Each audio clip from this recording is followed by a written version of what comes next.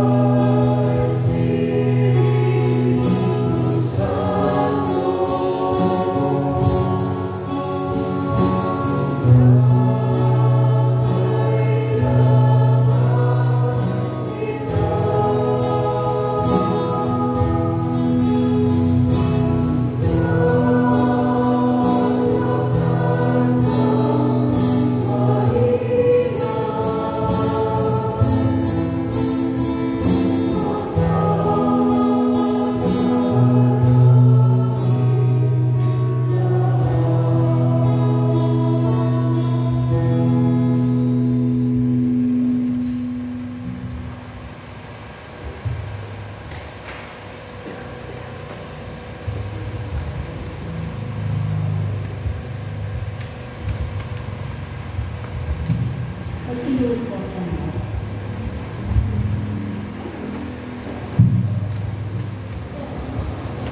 Sa ngalan ng Ama, at ng Anak, at Espiritu Santo. Amen. Kasama ng Kristo, luwalhatiin natin ang Ama sa tuwa ng Espiritu Santo. Iwalhati sa Ama, sa Anak, at sa Espiritu Santo. Kapag ng unang-unang ngayon, magpakailanman, magpasawalang hanggan. Amen. Manalangin tayo. Makapangyarihan at mapagmahal namin ang Ama, pinupuri ka namin at pinasasalamatan sa lahat ng biyaya at mga pagpakalang ipinagkaloob mo sa amin. Sa aming mga naririto sa banal na harapan mo.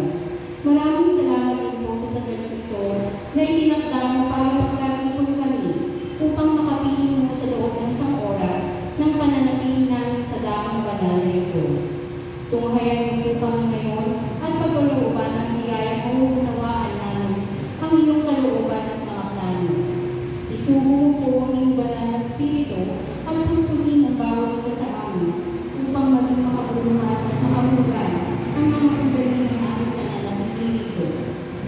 Amang banal, sa mga oras na ito, ay nais namin italaga ang aming mga sarili sa paglilingkod sa iyo. Gabayan mo po kami at patnubayan sa aming mga gampanin na buong puso namin iniaalay sa iyo. Kasihan po nawa ang tagumpay at bawat gawain ang aming isasagawa na naaayon sa kalooban mo. Panginoong Jesus, aming hari at tagapagligtas, pangunahan mo po kami sa paglilingkod na aming gagawin. Itinataas po namin sa iyo, Panginoon, ang aming pura paroko na si Reverend Father Dennis Pascual, lahat ng mga namumuno sa aming Parish Pastoral Council.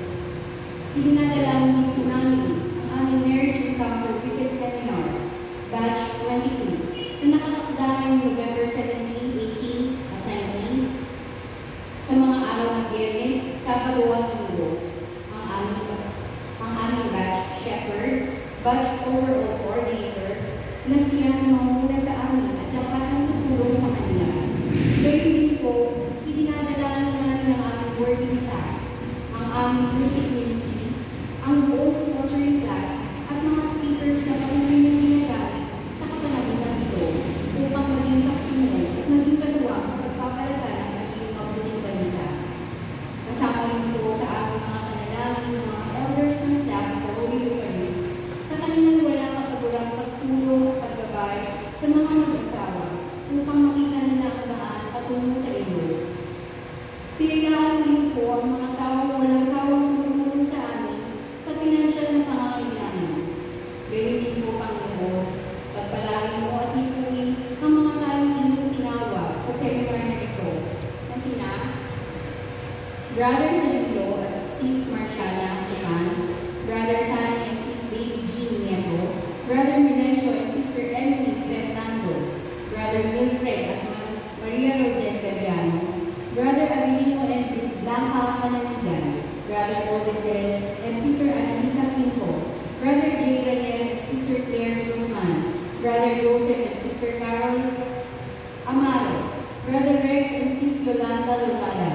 Brother Michelin and Sister Ana Cristobal, Brother Loni and Sister Crisaline Salazar, Brother Rosito and Sister Priscilla Olvita, Brother Neymar and Sister Gladys San Diego, Brother Dante and Sis Marilu Clemente, Brother Danilo and Sis Brigida Cristobal, Brother Michael and Sis Cherise Anasio, Brother Norman and Sis Janine Lana, Brother Janine at Brother Janelle and Sis Marigarda Camaseno, Brother Armando and Sis Janessa Agapito, Brother Raymond and Sis Jennifer Dolores, Brother Roberto and Sis Luceria Estrella, Brother Bernard and Sis Venus Peralta, Brother Valentino and Sis Raquel Oyaman, Brother Lester and Sis Joy Luma Felix, Brother Elmer and Sis Cecilia Costillas, Brother Ricardo and Sister Esmeralda Santos, and Brother Benjamin and Sister Annabel Pasisto.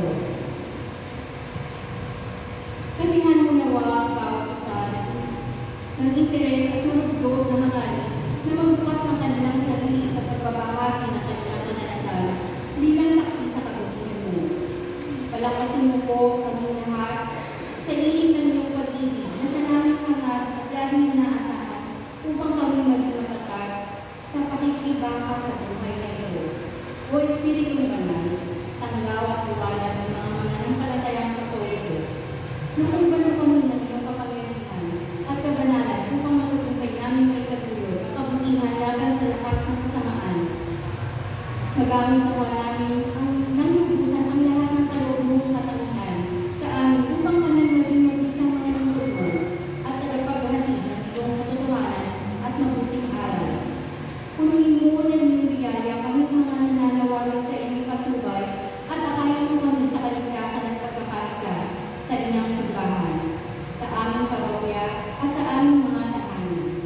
Ang karangalan at kaluwalhatian ay mapasa kabanal-banalang Trinidad, Diyos Ama, Anak at Espiritu Santo, na bubuhay at nagkakaroon ngayon at sa walang hanggan. Amen.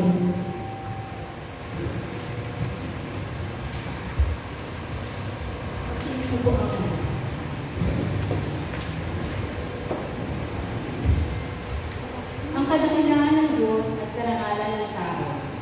Halina at manahan ka sa amin o banal na Trinidad. Ikaw, O Yahweh, Panginoon namin, laganap sa lupa ang lumipin at hanggang sa langit laging pag-ibig. Paawitan lagi niyong mga bata na wala pang malay at sariling diwa. Matibay na muong ikaw ay naghanda laban sa kaaway kalabang masama. Ang limang langit aking pagpasdalaw, pati manatala, bilang buwan. Ano nga ang tao upang iyong alalahanin? Ay ano nga ang gustuhan mo kalinanin? Nilikha mo siya na halos kapatay ng iyong ningning at kadakilaan. Pinamahala mo sa buong daigdig sa lahat ng bagay malaki at maliit. Mga baka at tupa, hayop na matalis, at lahat ng libong nasa halipapawin, at maging sa isla sa ilalim ng tubig. Sa buong daigdig, ikaw Yahweh namin, ang banal mong ngalan ay dadakilain. Walhati sa Mga sana ka sa Espiritu Santo, kapaanong unang-una ngayon at magpakailanman magpasawalang hanggan. Amen. halina at manahan ka sa aming banal na Trinidad. Manalangin tayo. O Amang mapagmahal, salamat po sa paghirang mo sa amin bilang iyong mga anak. Iniaalay namin ang aming mga sarili sa pagtitiwala ng tutulungan ng maging magampanan ng iyong kalooban bilang iyong bayang banal. Alang-alang kay sa Kristo ng aming Panginoon. Amen.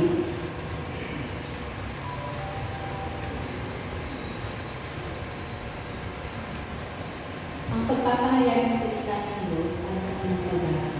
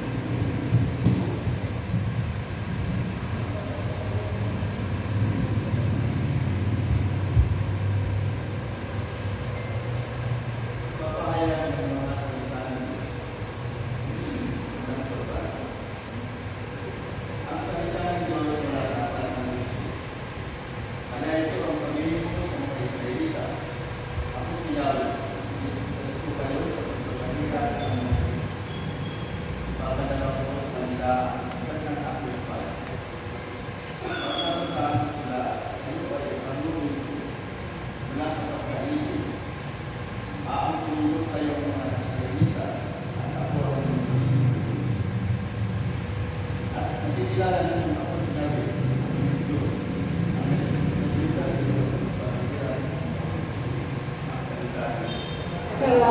sa Diyos.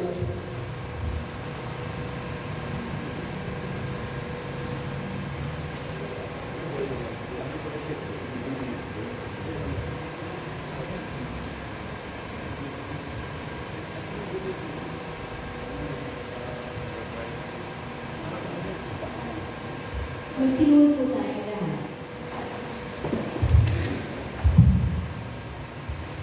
Ang kasalanan ay sumusugat sa puso ni Kristo. Nagpapahamak at nagpapababa ng uri ng Kristiyano, nagkasala at humiling sa katauhan ng Diyos na mabuot at magparusa. Hingin namin sa Panginoon na kaawaan tayong lahat. Gayon din ang lahat ng nagmamalasakit na ikaliligtas ng kapwa at lahat ng mga tumutulong at naglilingkod sa bayan ng Diyos. At sa lahat ng Kristiyano, ipakita rin ang kanyang habag. Panginoon, itunay mo sa amin ang mga matamang mahabagin at mapagpatawad. Nadaran namin na kapag nilabot ang pagtataksil namin sa iyo at ang paglilino ng aming mga kapatid at lahat ng mga Kristiyanong kinakatawan namin dito sa harap mo. Huwag mong pagmasdan ang katampalasan ng aming buhay, kundi ang pag-ibig na sa amin pinamalas mo sa krus. Dahil sa aming kalungkuhan na di namin sukat ang unawaan, dahil sa pagwawalang bahala kung minsan, na di namin nalintanan ang iyong panawagan. Panginoon, maawa ka. Sa di namin pagsunod-agad sa iyong kalooban, sa katanglayan ng loob sa aming pagtawag ng landas, sa aming karuwagang pinamamalas kung kami kinukutya at pagtatawanan. Panginoon, maawa ka.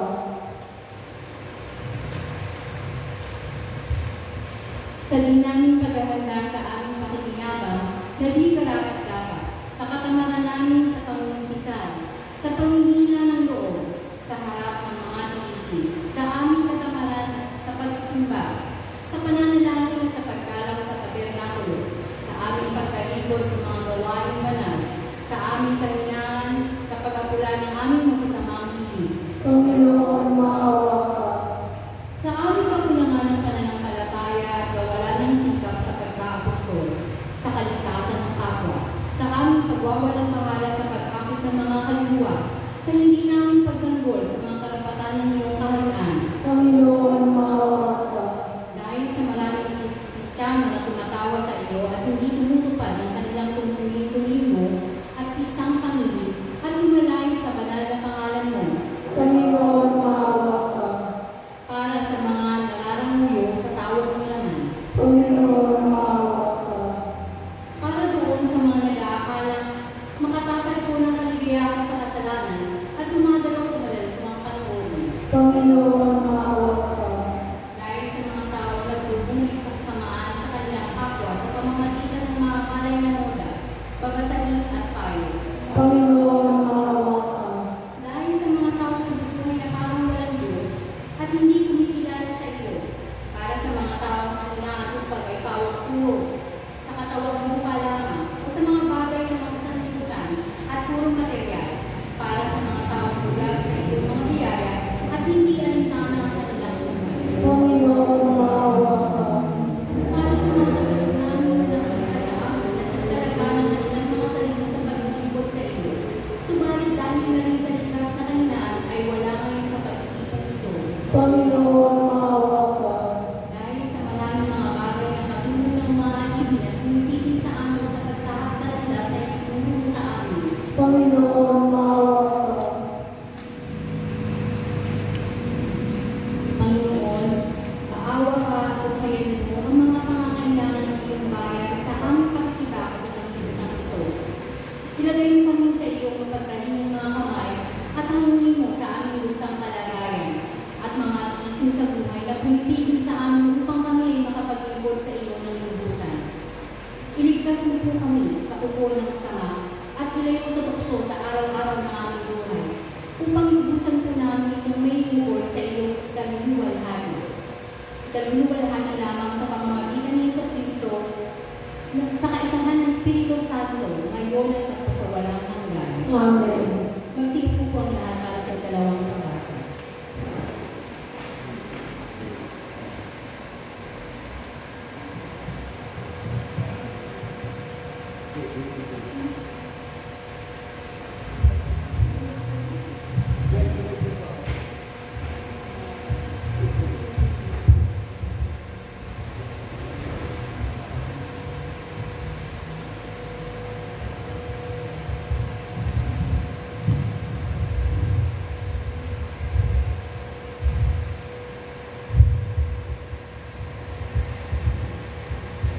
Dalawang pagdasa, ang salita ng Diyos mula sa sulat ni San Pablo sa mga taga-Galacia. Ito ang sinasabi ko sa inyo. Ang Espiritu ang gawin ninyong patnubay sa inyong buhay at ang huwag ninyong susundin ang pita ng laman. Sapagkat ang pita ng laman ay laban sa mga ninanasa ng Espiritu. Ang mga ninanasa ng Espiritu ay laban sa mga pita ng laman. Magkalaban ang dalawang ito, kaya di ninyo magagawa ang ibig ninyong gawin.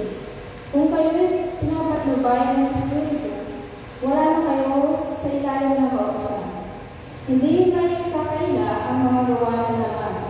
Pangalunya, karinarya, mga pamumuhay, kahalayan, pagsamba sa Diyos-Diyosan, pangkukulam, pagkapuot, pagkagalit, paninibugho, kasakiman, pagkakabahabahagi, pagkakampi-kampi, pagkakanggit, baglalasing, walang taro sa pagsasaya, at iba pang tulad ito. Binabalaan ko kayo tulad noong una. Hindi tatanggapin sa kaharian ng Diyos ang gumagawa ng gayong mga bagay. Subalit ang bunga ng Espiritu ay pag-ibig, kagalakan, kapayapaan, katyagaan, kabaitan, kabutihan, katapatan, kahinangunan, at pagpipigil sa sarili. Walang utos lamang sa mga ganitong bagay. At pinatay na ng mga nakipag-isa Kristo Jesus ang ligas nilang pagkatao. Kasama ang masasamang pita nito. Ang Espiritu ang nagbibigay buhay sa atin. Kaya ito rin ang dapat na maghari sa ating mga buhay. Ang salita ng Diyos. Salamat sa Diyos.